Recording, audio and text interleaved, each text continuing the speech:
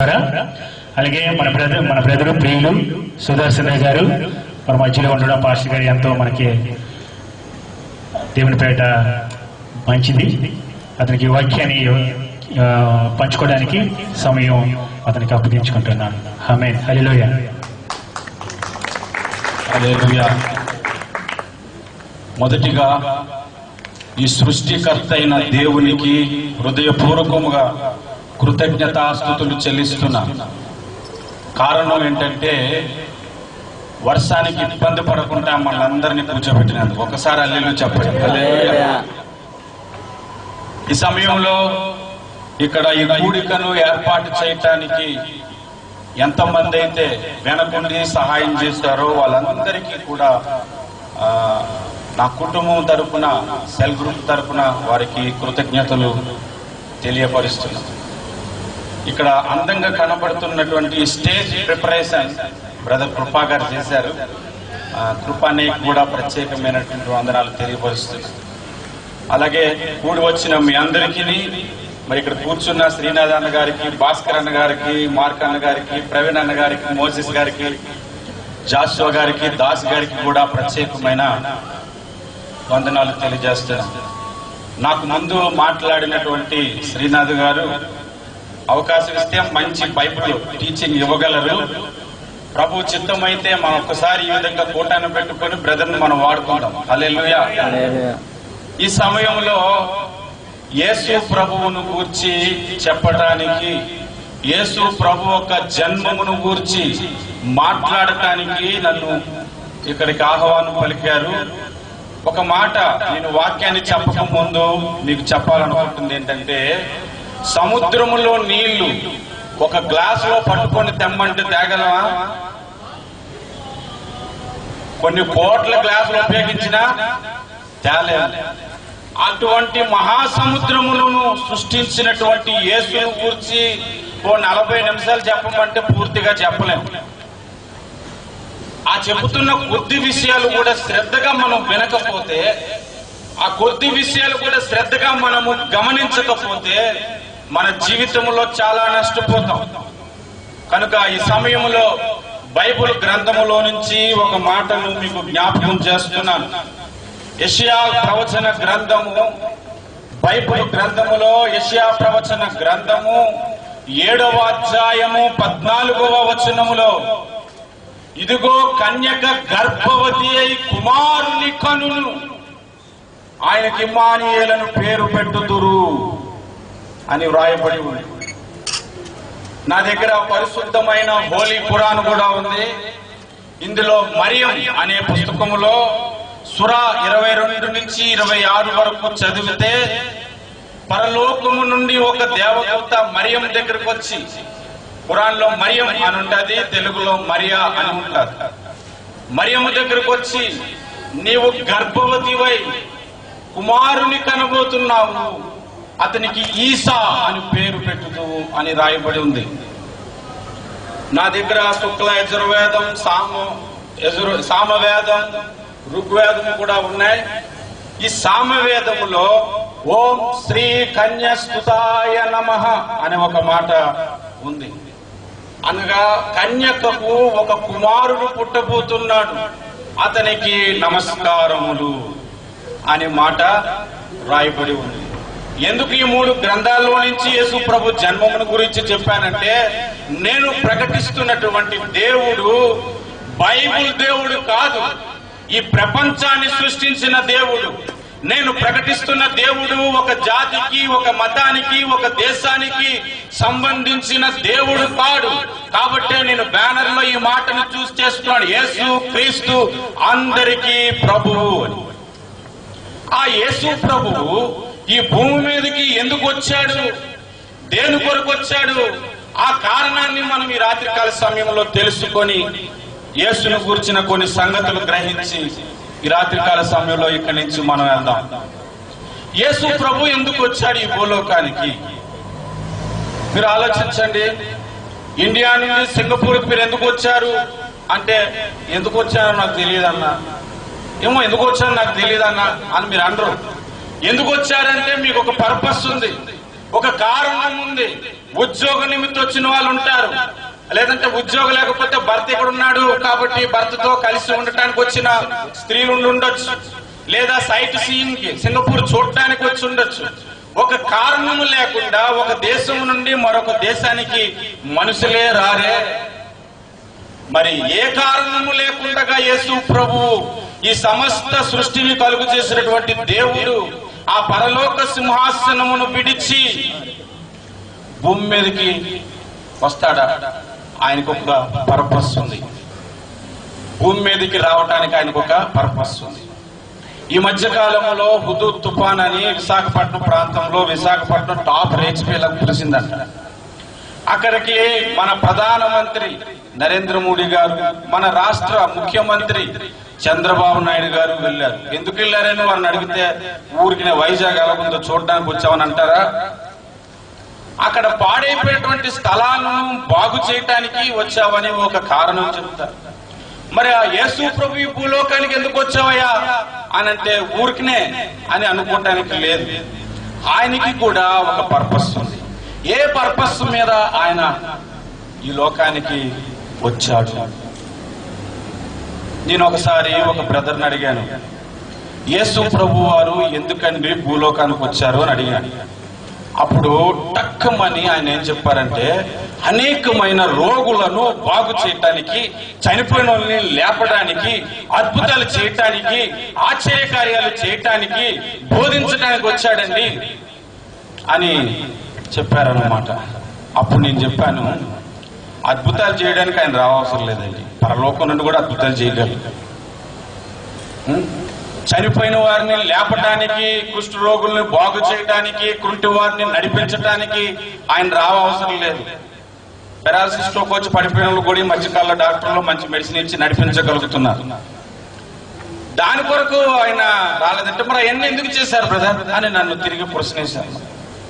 ఒక ప్రశ్న నన్ను అడిగారు. అప్పుడు నేను చెప్పాను, మీరు ఒక ప్రాంతానికి ఇంటర్వ్యూకి వెళ్ళారనుకోండి, ఆ దారిలో వెళ్ళినప్పుడు ఒకడు కళ్ళు తిరిగి పడిపోయాడు.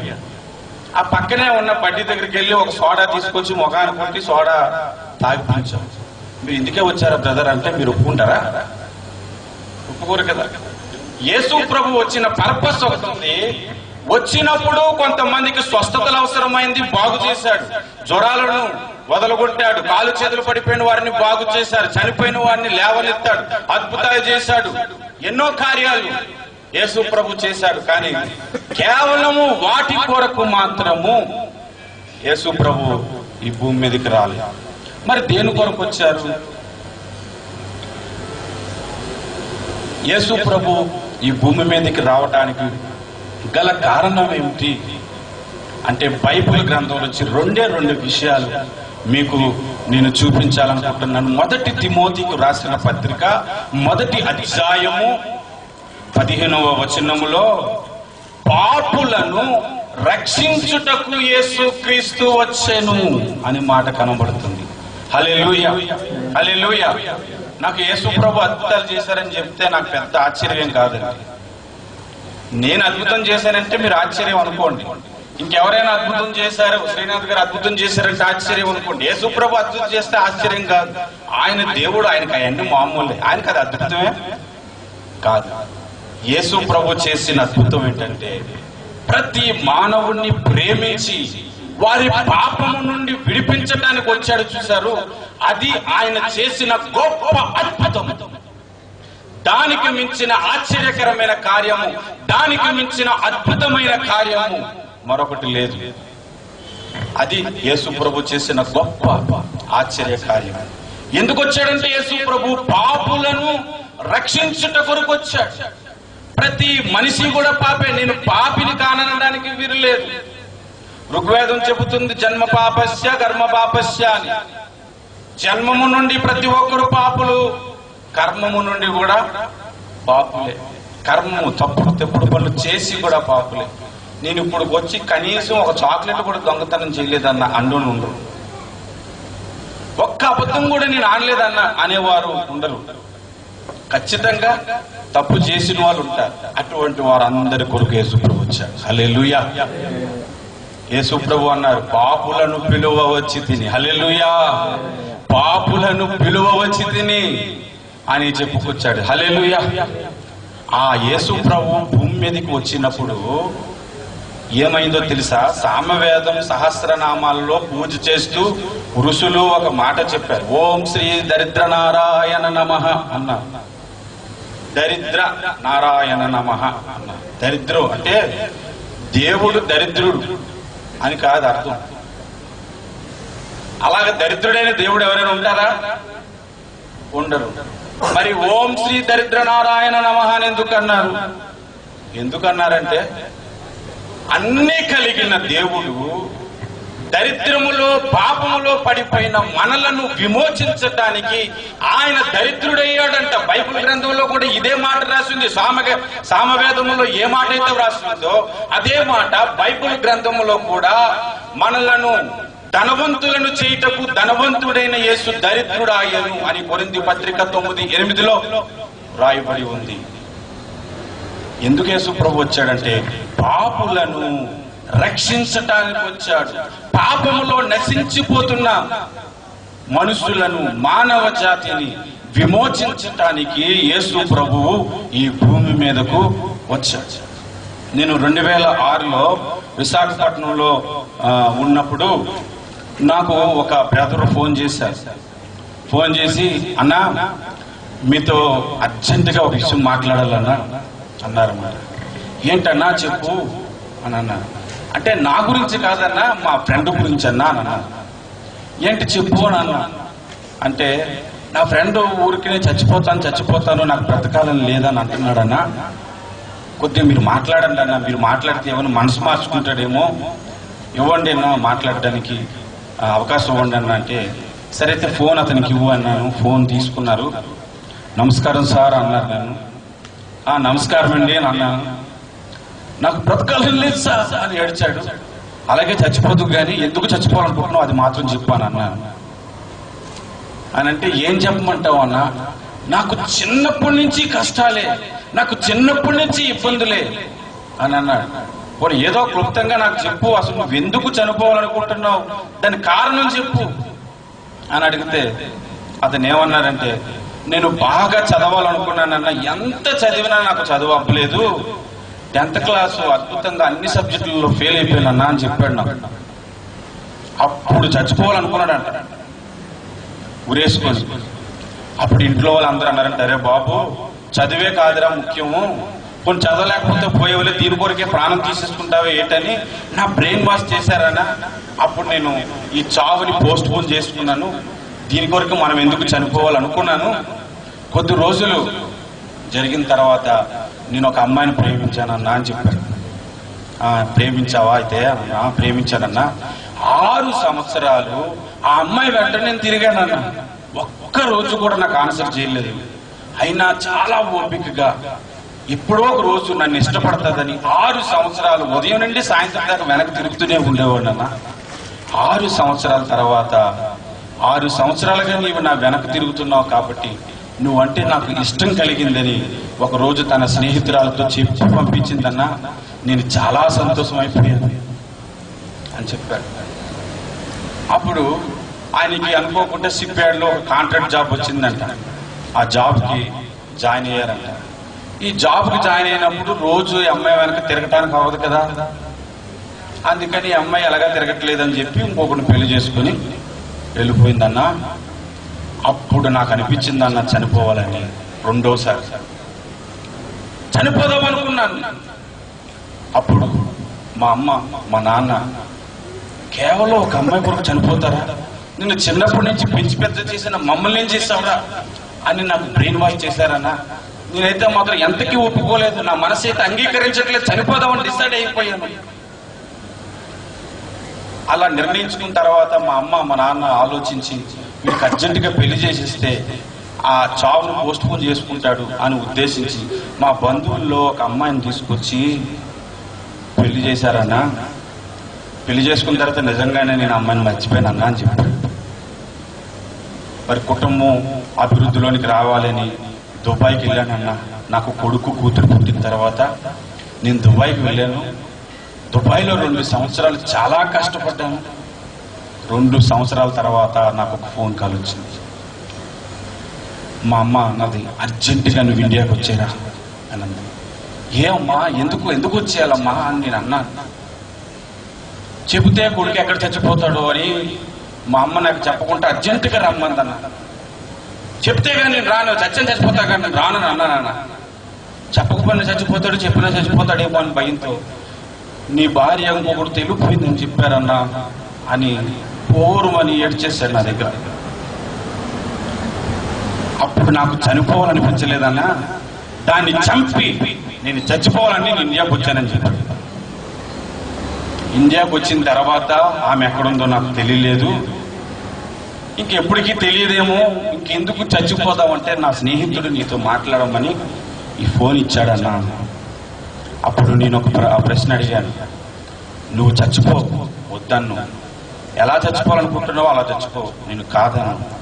ఎలాగో చచ్చిపోతున్నా కాబట్టి నాకు ఒక చిన్న హెల్ప్ చేసి చచ్చిపో అని అన్నాను.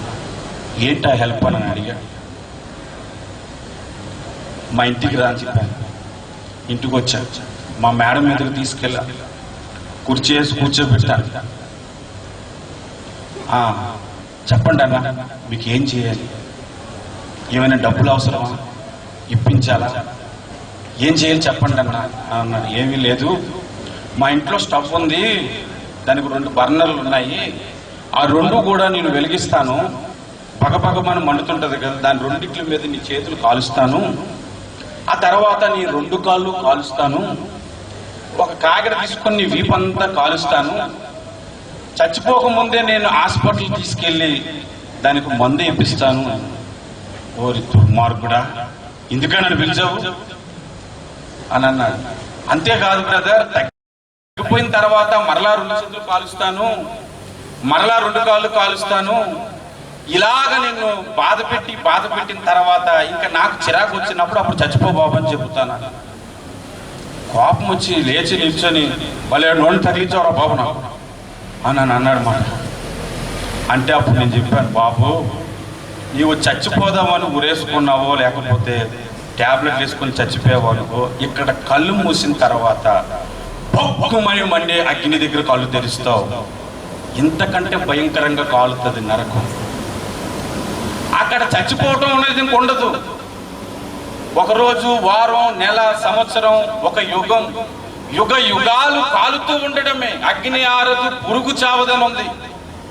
ఆ మాట బైబిల్లోనే కాదు, వేదాల్లో కూడా ఉంది. ఒక మనిషి తన పాపముతో చచ్చిపోతే అక్కడ కాలుతూ ఉంటాడు. ఇక్కడ కాలుస్తానంటే వద్దంటున్నా, నీవు చనిపోయి అక్కడికి వెళ్ళి కాలుతావా చెప్పు అని అడిగాను. అప్పుడు మళ్ళీ కొందరు కూర్చున్నారు. అప్పుడు నేను చెప్పాను, ఈ లోకంలో ప్రతి ఒక్కరికి కష్టాలు వస్తాయి, ప్రతి ఒక్కరికి ఇబ్బంది వస్తుంది, దానికి చావు పరిష్కారం కాదు. మనలను బ్రతికించే దేవుడు ఒక ఆయన ఉన్నాడు. అన్ని దేవుళ్ళ సంగతి ఏమో నాకు తెలియదు, కానీ యేసు దగ్గర లైఫ్ ఉంది, యేసు దగ్గర లైఫ్ ఉంది. ఒక ఆయన అన్నాడు, నేను నమ్ముకున్న దేవుని దగ్గర కత్తి ఉందని చెప్పాడు, నైఫ్ ఉందని చెప్పాడు. నేను చెప్పాను, నా యేసు దగ్గర కత్తి లేదు కానీ లైఫ్ ఉందని చెప్పాను. హల్లెలూయా. యేసుని నమ్ముకో, నీ పాపములకు ప్రాయశ్చిత్తము చేసుకో, ఆయన అందుకొరకు ఈ లోకానికి వచ్చాడు అనే మాటను ఆయనకి చెప్పాను. అప్పుడు కొద్దిగా ఆలోచించాడు, యేసు ప్రభువుని గురించి వినటానికి ఇష్టపడ్డాడు. నేను చెప్పాను, ప్రతి ఒక్కని మానవుని పాపము నరకములో మనలను నెడుతుంది, అది భయంకరమైనటువంటి మంట. అక్కడికి మనం వెళ్ళడానికి ఇష్టపడకూడదని యేసు ప్రభు ఈ లోకానికి వచ్చి మనలను విమోచించటానికి ఆయనే సిలువలో మరణించెను. హల్లెలూయా. ఓం శ్రీ పంచగాయ నమః అని అన్నారు సామవేదం. అంటే 5 గాయాలు ఆయన పొందాడంట. ఎందుకంటే మానవులను విమోచించటానికి. బైబిల్లో ఎంత చక్కగా చెబుతుందో, వేదాలు కూడా యేసు ప్రభు ఒక రక్షణను గురించి అంత క్లుప్తమైన వివరణ ఇస్తుంది. ఆలోచించండి, క్రిస్మస్ ఈ ప్రోగ్రాం జరుపుకుంటుంది ఎందుకంటే మా సంతోషం కొరకు కాదు, ఆ యేసు ప్రభు అనుభవిస్తున్న సంతోషమును మేము ఎప్పుడూ అనుభవిస్తున్నాం. అది సకల మానవులకు తెలియాలనే ఉద్దేశంతోనే ఈ యొక్క పండుగ మేము జరిపిస్తున్నాం. అందుకొరకే యేసు ప్రభువు ఈ లోకానికి వచ్చారు. అది ఆయన రావటానికి గల మొదటి కారణం. నేను 2 విషయాలు చెప్తానన్నాను. మొట్టమొదటిది, పాపులను రక్షించటానికి యేసు ప్రభువు ఈ లోకమునకు వచ్చారు. రెండవది, బైబిల్ గ్రంథములో నుండి లూకా సువార్త 19వ అధ్యాయం 10వ వచనము మనం చదివితే, ఇందాకల శ్రీనాథ్ అన్న గారు అదే సందర్భాన్ని వివరించారు. 10వ వచనమును మనం చదువుదాం. ఎవరైనా చదవగలరా?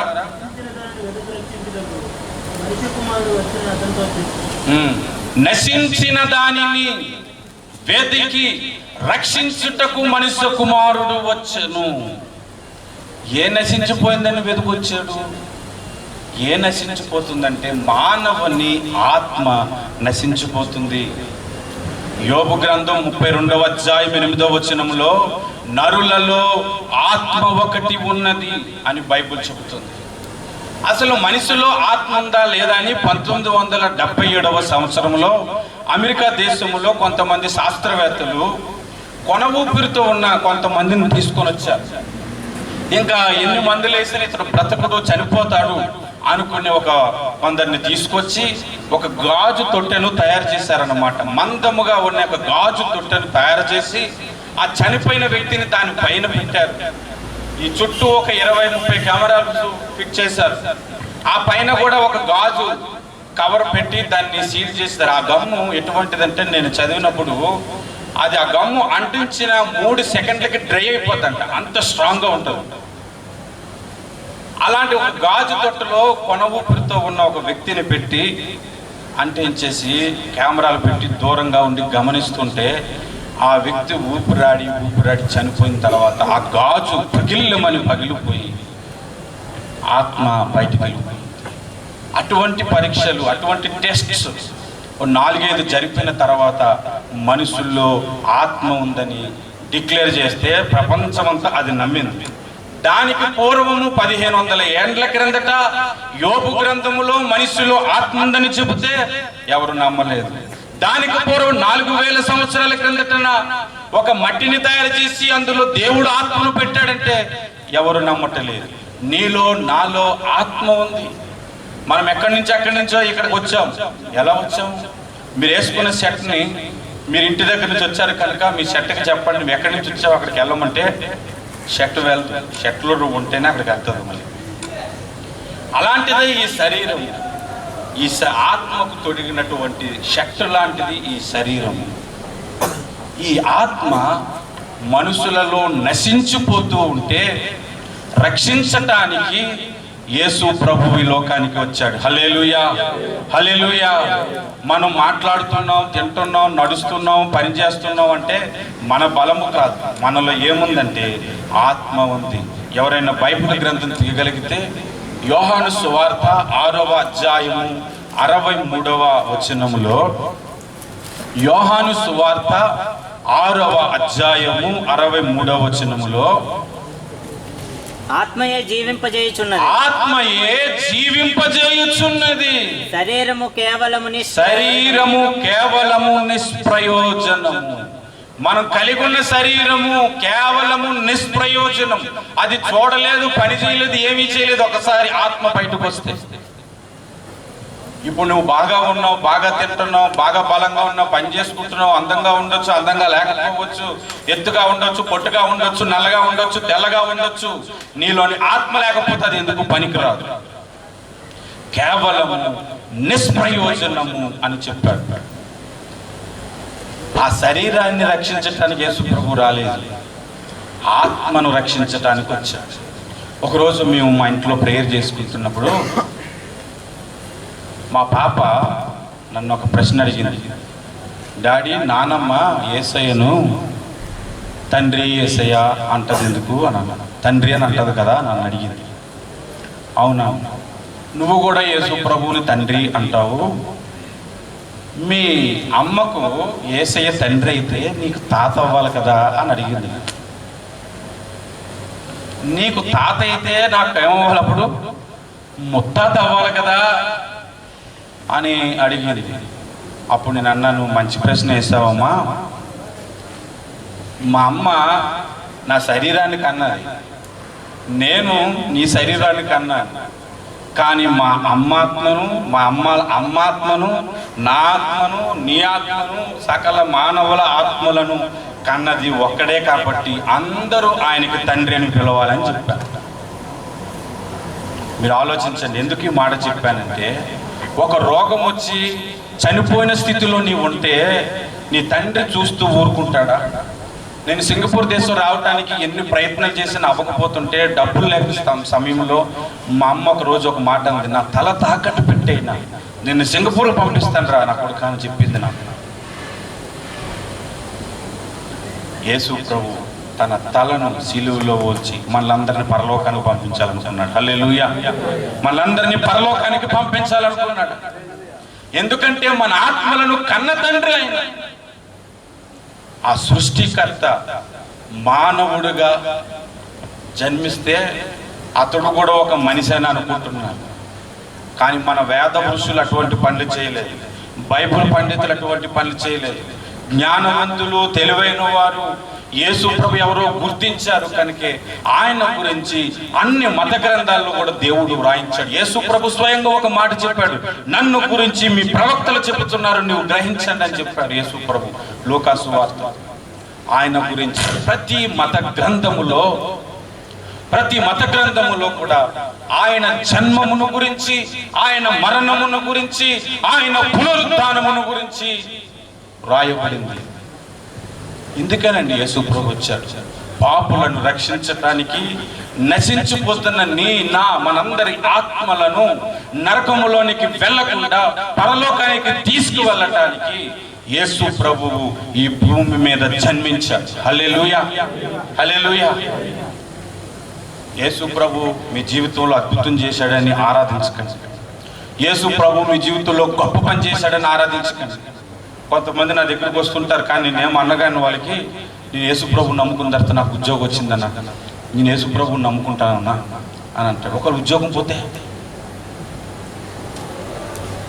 ఇప్పుడు ఉద్యోగం పోయిందన్నా అందుకే యేసు ప్రభువుని నమ్ముకోనన్నా అని అంటారా? కడుపు నొప్పి వస్తే యేసు ప్రభు దగ్గరికి వచ్చారన్నా, ఒక దైవజనుడు ప్రార్థన చేశాడు తగ్గిపోయిందన్నా, మరలా కొన్ని సంవత్సరాల తర్వాత ఇటువైపు కడుపు నొప్పి వచ్చిందనుకో, ఓహో అయితే యేసు ప్రభు వెనక్కి వెళ్ళిపోతావా? అద్భుతాన్ని బట్టి దేవుని దగ్గరికి రాక, ఆయన నిన్ను ప్రేమించి నీ కొరకు ప్రాణం పెట్టాడు, అందుకు రమ్మంటున్నాడు యేసయ్య. హల్లెలూయా. అద్భుతాలు చాలా మంది చేస్తారు. యేసు ప్రభు పుట్టక ముందు మోషే భక్తుడు అద్భుతాలు చేశాడు, సముద్రాన్ని 2 భాగాలు చేసేసాడు. ఇప్పటికీ చరిత్రలో అది నిలిచిపోయింది. ఇలాంటి అద్భుత కార్యాలు చాలా మంది చేశారు. ఏలీషా అనే దైవజనుడు చనిపోతే ఆయన ఎముకలు తగిలి ఒక శవం లేచి నడుచుకొని వచ్చేసిన స్థితి కూడా ఉంది. యేసు ప్రభు దగ్గరికి ఎందుకు రావాలంటే ఒక మాట నేను చెబుతున్నాను, వినండి. మీ జీవితంలో అద్భుతం కావాలా? ఏ దేవుడి దగ్గరికి వెళ్ళిపోండి. మీ జీవితంలో డబ్బు కావాలా? ఏ దేవుడినైనా నమ్ముకోండి. యేసు ప్రభువుని కూడా నమ్ముకోండి, డబ్బు దొరుకుతుంది. యేసు ప్రభువుని నమ్ముకుంటే ఉద్యోగం దొరుకుతుంది, ఏ దేవుడి దగ్గరికి వెళ్ళినా దొరుకుతుంది. కానీ ఏ దేవుడు ఇవ్వలేనటువంటి రక్షణ, పరలోక ప్రాప్తి యేసు క్రీస్తు తప్ప ఏ దేవుడు కూడా ఇవ్వలేడు. అందుకొరకే ఆయన ఈ లోకానికి వచ్చాడు. హల్లెలూయా, హల్లెలూయా.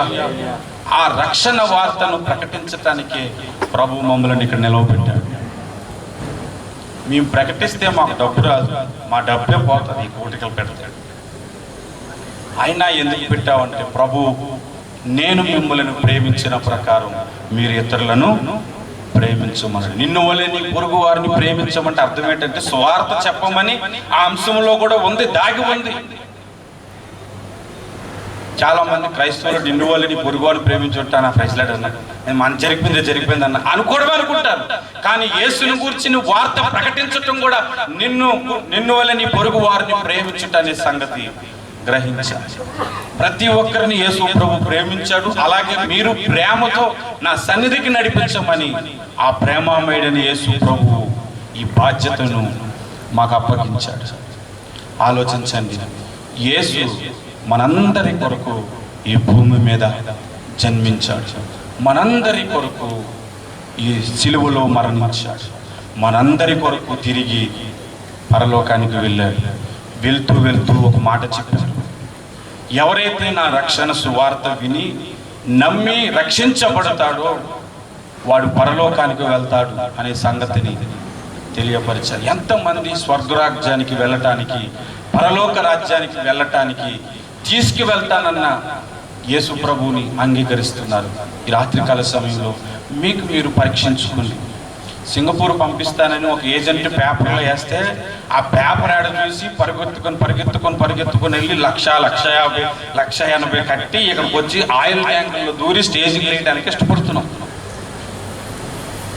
పరలోక రాజ్యంలో ఏ పని చేయవసరం లేదు, నిత్య సుఖములు ఉంటాయి అక్కడికి నేనే మార్గము, నేనే సత్యము, నా యొద్దకు రండి అని యేసు ప్రభు పిలుస్తుంటే ₹1 కూడా పెట్టవసరం లేదు.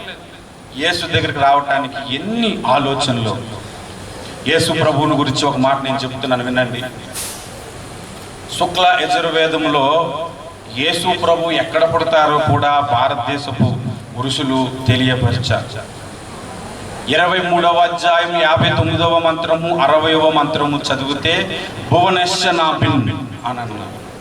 యేసు ప్రభు ఎక్కడ పుడతారంటే భూమికి నడిబొడ్డులో భువనశ్యనాభిన్.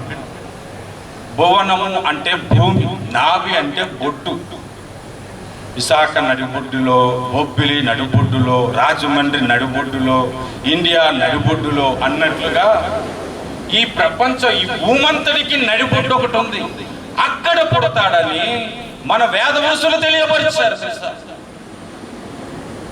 వేదవరుసులు తెలియపరిచారు భూమధ్య భాగములో యేసు పుడుతున్నాడని. అప్పుడులో ఈ ఒక దేశానికి వెళ్ళే స్థితి లేదు కాబట్టి భారతదేశానికి నడుబొడ్డు ఎదిగారు. మీరు ఏ ముస్తాఫా సెంటర్కో పాపులర్ సెంటర్కో వెళ్ళి ప్రపంచ పటాన్ని కొని తెచ్చి దాన్ని అడ్డంగా మడతపెట్టి మరలా తీసి దాన్ని ఆపోజిట్లో అడ్డంగా మడతపెట్టి ప్లస్లో కలుసుకున్న దగ్గర చూడండి ఇజ్రాయేల్ దేశం ఉంటుంది. హల్లెలూయా. అక్కడ పుట్టాడు యేసు ప్రభు. నా దగ్గర ఒక ఆయన అన్నాడు, ఎక్కడో పుట్టిన దేవుని గురించి మా దగ్గర ఎందుకన్నా చెబుతావు అని అంటే, పాకిస్తాన్లో పుడితే పాకిస్తాన్ దేవుడు అంటారా, ఇండియాలో పుడితే ఇండియా దేవుడు అంటారు, అమెరికాలో పుడితే అమెరికా దేవుడు అంటారు.